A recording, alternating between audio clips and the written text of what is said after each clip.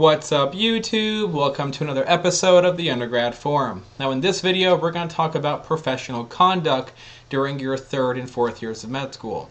Now this is not going to be a video of like how to behave, but a video more of how to strategically behave so you're not like a quiet mouse medical student that no one knows is there, and that you're not that loud, annoying person that people are like, wow, when is this person going to leave?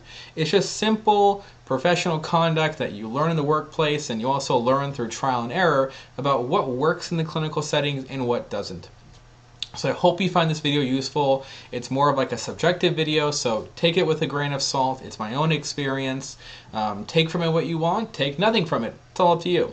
So starting off, let's just talk about what you do during the third year. I think that one of the problems during the third year of medical school is most people are used to being like a shadow. You know, during college, you shadowed physicians. During the first and second year, you know, you're not really seeing patients. You're studying all the time. If you have clinical experience, it's very limited. So the third year is like your first time where you're with a medical team, and for this, for the first time, you're not a shadow. You're not just sitting there watching the attending and the residents work.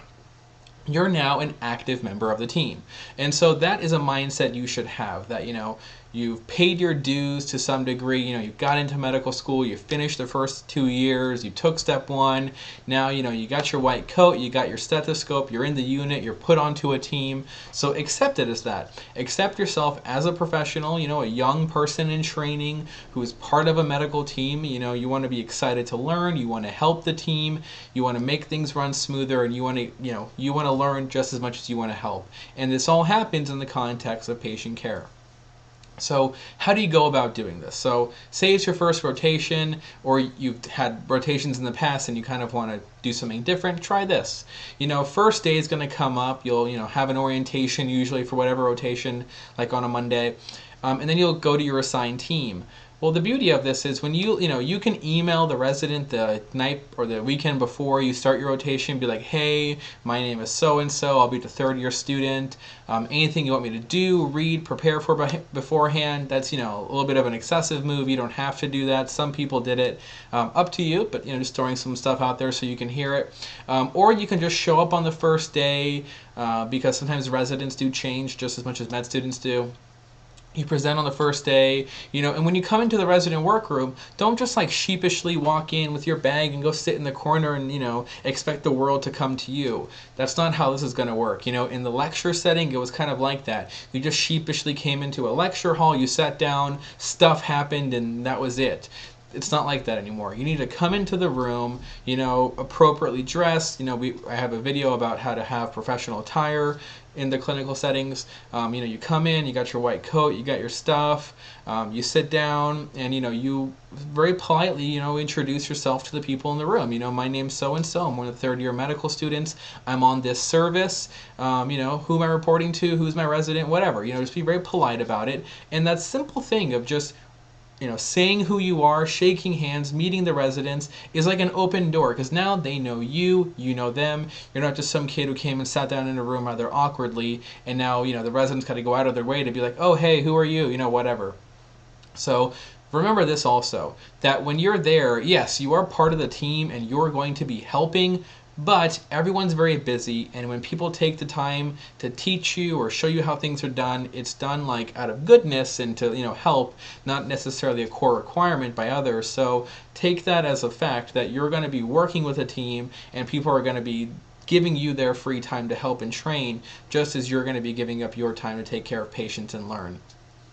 So have that kind of mindset in charge. So, you present on the first day, you introduce yourself politely to the team, you become acquainted, you ask, those kind of questions like, so what would you like me to do? I'm excited to see patients. If for example, that sign out is at 6:30 in the morning, get there like at 6:15 or 6:10, look, sign into the EMR, check out the patients, see who's a new admit, so when you go talk to the resident, you can be like, hey, my name's Mo, or whatever your name is. My name is Mo, not yours.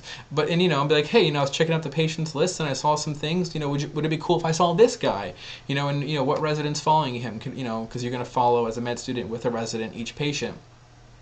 Or even more so, on the day-to-day, not just the first day you come in, have a sense of who is there as a patient, and when you see your resident in the morning, don't just be like, hey, I'm here, what do you want me to do? Like, you want to see a patient, whatever. Don't do that. Walk in, no one, because if you're that kind of student, no one wants to teach you. No one's excited.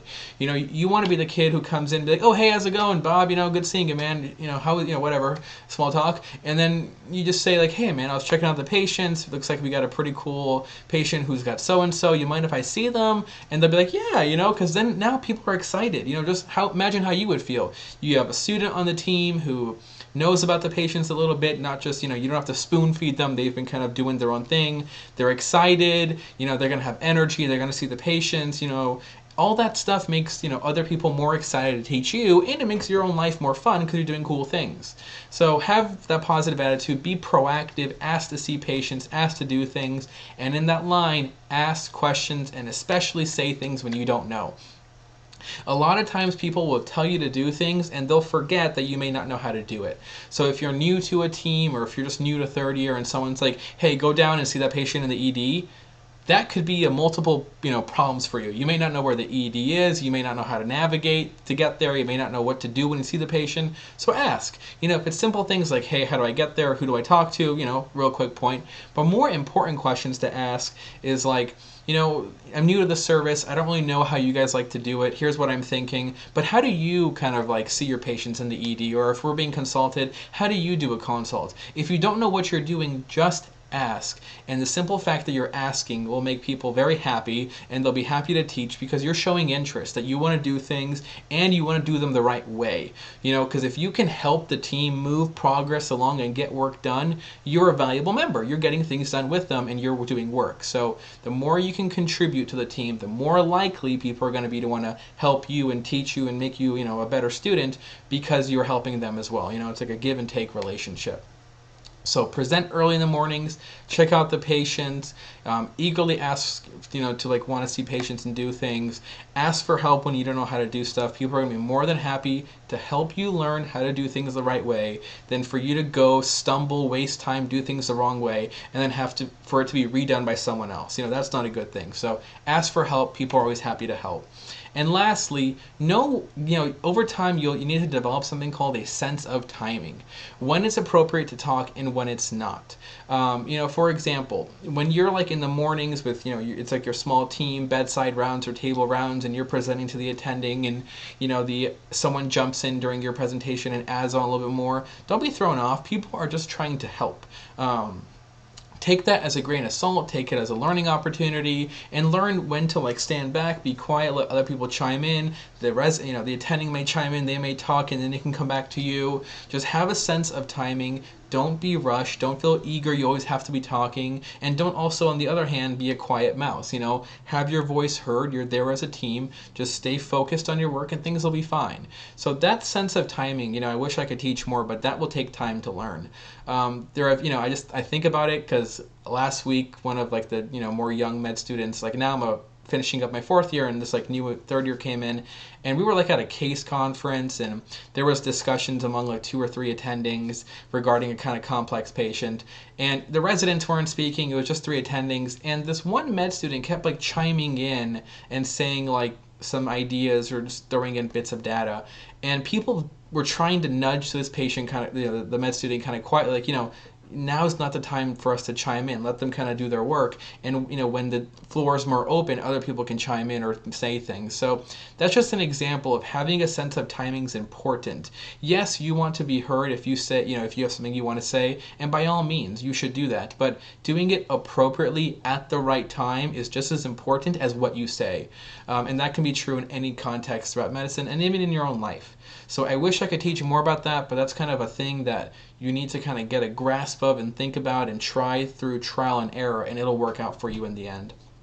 So here are some notes on professional conduct, how to introduce yourself to a team, how to be an active member, and also don't forget, be fun. Be yourself. You don't need to be like some stiff kind of guy. Oh, I think the patient has, just relax, be yourself, think freely, people will be more comfortable, and very much you need to be palatable. You're a part of a team. You yourself, I'm sure, are a very fun, cool person, so just be that.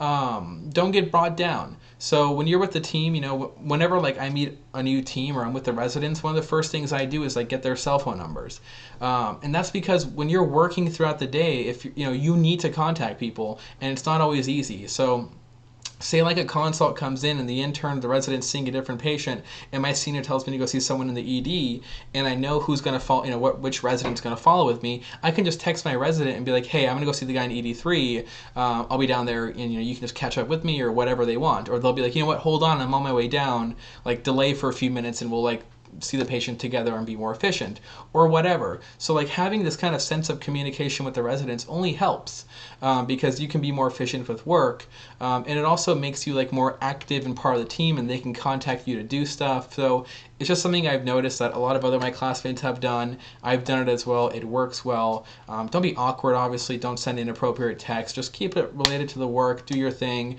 And who knows, maybe you can even develop like good friendships with the residents. It's a very common thing. We're all about the same age group, so take it all as a great learning opportunity and a time to enjoy great things. Hope you guys enjoyed this video. It's a little bit different than our other videos. It's more subjective, more oriented to like behavior and how we do things, but it's just as important as our knowledge base, and people will appreciate it if you have good professional conduct in the wards.